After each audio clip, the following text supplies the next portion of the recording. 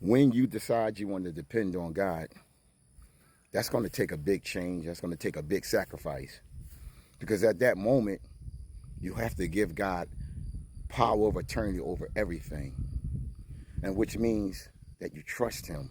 You got to depend on him, God. Now, somebody always asks me, how do I go about that? That's when the Holy Spirit comes in play, because the Holy Spirit, which is the mentor on this earth, he's the representative of God.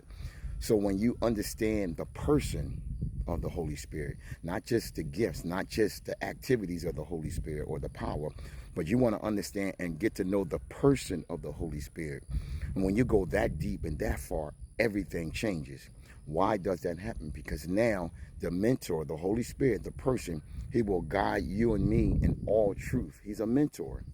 So when you give or turn over yourself, as we do in the power of attorney, all rights, listen to this, all obligations, all permissions to everything, what better representation that can have than allowing the Holy Spirit to govern our lives?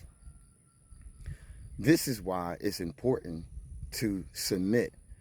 The word submit is tied to the word resign. You have to do a resignation to your own life.